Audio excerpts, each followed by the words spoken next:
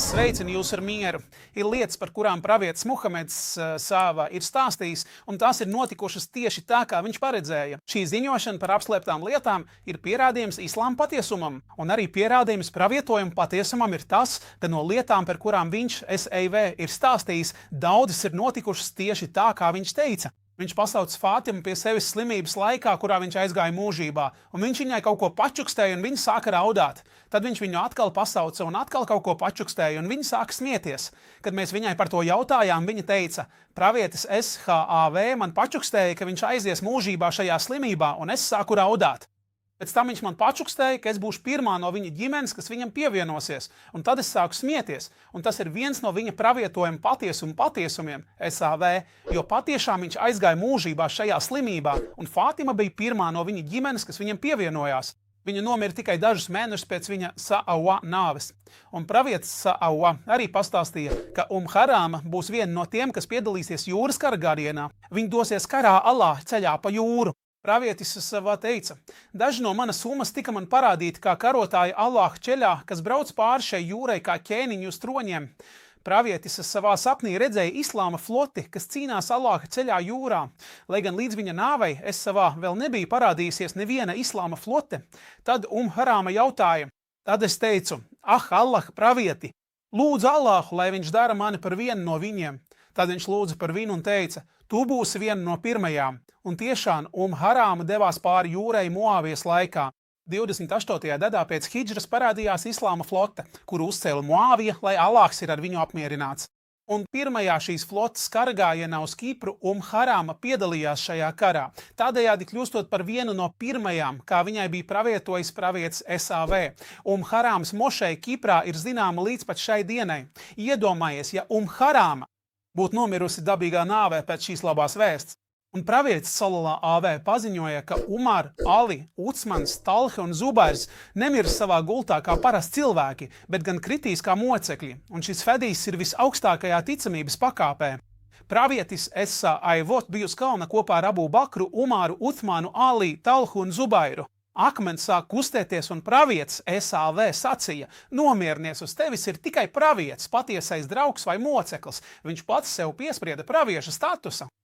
Abu Bakram viņš piešķīra patiesā drauga as-Sidīq, bet Umaram, Utsmanam, Ali, Talham un Zubairam mocekļa statusu, un notika tieši tā, kā pravietis SAV bija paredzējis. Viņš arī paziņoja, ka Ammārs tiks nogalināts kā moceklis, un ne tikai tas, viņš arī paredzēja, ka Ammāru nogalinās dumpinieku grupa, kā to stāsta Abu Saīds al-Hudri, lai Allāhs ir apmierināts ar viņu. Viņš teica, mēs nesājām mošajai ķieģeļus pa vienam, bet Ammārs nesa pa diviem. Tad garām gāja pravietis SAV. Viņš sacīja, bēdas Ammāram, viņu nogalinās dumpinieku grupa. Viņš tika nogalināts fitnes laikā Sifīnas kaujā. Tas bija 25 gadus pēc pravieša Sāva nāves. Bet šeit ateists varētu jautāt, kā tu vari izmantot islāma hadīsus kā pierādījumu pret mums? Tas skar sunnas uzticamību. Mēs to aplūkosim arī loģiski, un, ja Allāhs dos, šim jautājumam veltīsim atsevišķu tēmu. Atsevišķa epizode būs šīs programmas 3. posmā. Bet īsumā veids, kā mēs cilvēki ticam vēsturiskām ziņām, piemēram par kādu senu kauju, ir balstīts uz to, kā šīs ziņas tiek nodotas tālāk. Ja pat vēsturiskās ziņas būtu nodotas visusticamākajā veidā, tad pravieša hadīsi līdz mums ir nonākuši 1000kārt vēl uzticamāk. Ir zinātniska pārbaudīta metode, ka hadīsi tiek nodoti no pravieša SAV laikiem līdz pat šodienai. Arābi pēc savas dabas ir viena no tautām, kas visrūpīgāk pārbauda stāstījumu un visprecīzāk saglabā to, ko dzirdējuši. Hadīsus nodēva visatminīgākie un viskodīgākie cilvēki sabiedrotie, kuri nepieļāva melus savā starpā un zināja, ka melot par pravieti Sāvī ir īpaši smags grēks. Jo melot par mani nav tas pats, kas melot par kādu citu, kas apzināti melo par mani, lai sagatavojies savai vietai ellē. Tāpēc šie sabiedrotie īpaši rūpējās, lai katra pravieša ziņa tiktu nodota tikai no uzticama cilvēka citam uzticamam cilvēkam. Pat katram burtam bija nozīme, kā hadīsā par pravieša Sallallahu alaihi wasallam aizliegumu lietot ķirbi un darbotu trauku. Kad Sufjānam jautāja, vai tajā drīkst gatavot, viņš atbildēja, nedrīkst. Viņa rūpējās par katru vārdu, kas nāca no viņas sava mutes. Tātad, ja kāds šaubās par sunnas uzticamību, viņam būtu jāšaubās arī par jebkuru citu ziņu, par kuru cilvēce ir vienprātīga. Jo veids, kā tika nodots pravieša hadīs, ir viens no uzticamākajiem cilvēces zināšanu nodošanas veidiem. Tāpēc daži zinātnieki ir teikuši, ja cilvēks zvērētu ar šķiršanos, ka viss, ko Al-Buhārī ir atzinis par autentisku savā sahīha krājumā, ir nācis no pravieša mutes, tad viņš nebūtu pārkāpis savu zvērstu. Un islāma juristi ir vienisprāts, ka šariata likumi, uz kuriem balstās cilvēku dzīve, ir atvasināti no pravieša hadīsiem. Un tas balstās uz pārliecinošu pieņemšanu par šī hadīsa nodošanas uzticamību, jo mūsu tauta nepieņem šariata avotos neko citu kā tikai tos avotus, kur autentiskums ir pilnīgi drošs. Vēsture ir objektīva, un tas, kurš to aplūko neitrāli, pārliecinās par pravieša hadīsa nodošanas uzticamību. Tagad es minēšu piemēru no vēstures liecībām par to, ko es saku attiecībā uz hadīsu. Bēdu Ammāram viņu nogalinās netaisnā puse. Kad notika fitnes Sifīnas dienā, katra puse vēroja, kurš nogalinās Ammāru, un kad viņš tika nogalināts, Amr ibn Alās, lai Allāhs ir viņu apmierināts, bija satraukts. Protams, tas bija fitnes karš, katrs cīnījās pēc savas pārliecības, bet pēc Ammāra nāves bija skaidrs, ka Alī, lai Allāhs ir ar viņu apmierināts, ir tuvākais patiesībai no abām pusēm, kā tas minēts hadīsā pie muslima. Svarīgākais ir tas, ka hadīsa ticamība ir saprāti jautājums, un sabiedrotie gaidīja, kurš nogalinās Ammāru. Un tas tev sniedz loģisku pierādījumu par ticamu nodošanu. Šis hadīs vien jau ir neatkarīgs pierādījums vēstījumu patiesumam, ja kāds to pārdomā. Tagad turpināsim ar citiem piemēriem par pravietojumiem, kas piepildījās pēc viņa nāves, lai Allāhs svētī viņu un dāvā mieru. Kādu dienu pravietis, lai Allāhs svētī viņu un dāvā mieru, teica par Hasanu ibn Ali: šis mans dēls ir kungs, un varbūt Allāhs ar viņu panāks izlīgumu starp divām musulmaņu grupām. Šis hadīs ir ļoti ticams. Notika tieši tā, kā viņš paredzēja. 30 gadus vēlāk Hasans ibn Ali izbeidza asins izliešanu. Viņš atdeva kalifātu Muāvijam, nosaucot šo par vienotības gadu.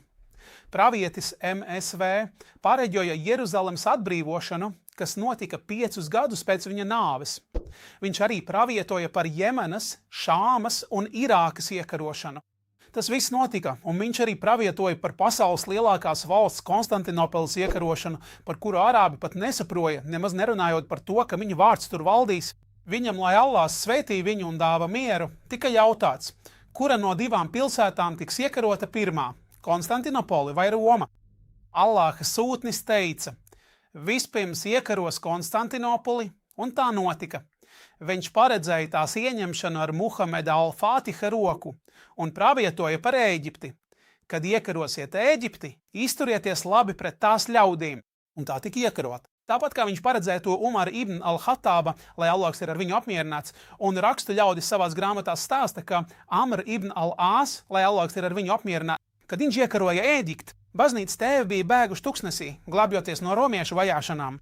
Un Anba Benjamins, kas tajā laikā bija baznīcas pāvests, bija bēguļojis pa tuksnesi 13 gadus pēc tam, kad romieši viņa acu priekšā nogalināja viņa brāli. Kad Amr ibn Alās ieradās Ēģiptē un uzzina Anba Benjamina pazušanu, viņš nosūtīja vēstuli uz visām zemēm, kurā teica: vieta, kur atrodas Benjamins, viņam ir dots līgums, drošība un miers, lai viņš nāk droši. Tad Benjamins atgriezās pēc tam, kad bija pavadījis 13 gadus bēgļu gaitās, un Amrs ibn Alās viņu īpaši pagodināja. Viņš pavēlēja Benjaminam atgūt baznīcas un īpašumus.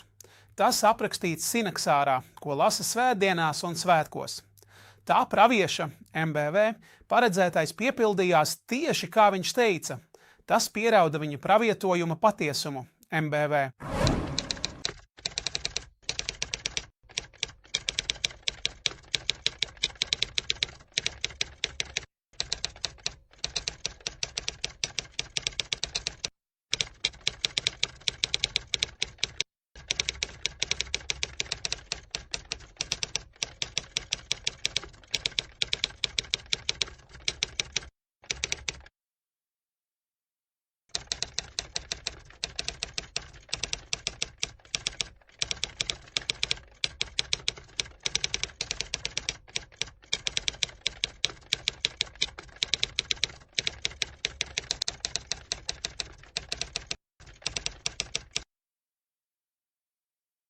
Nākamajā sērijā, ja Dievs dos, mēs apskatīsim pravietojums par apslēptām lietām, kas notiek mūsdienās, par notikumiem, par kuriem pravietis, lai Dieva svētība un miers ir ar viņu, ir paredzējis, ka tie notiks, un mēs tos šodien redzam savām acīm.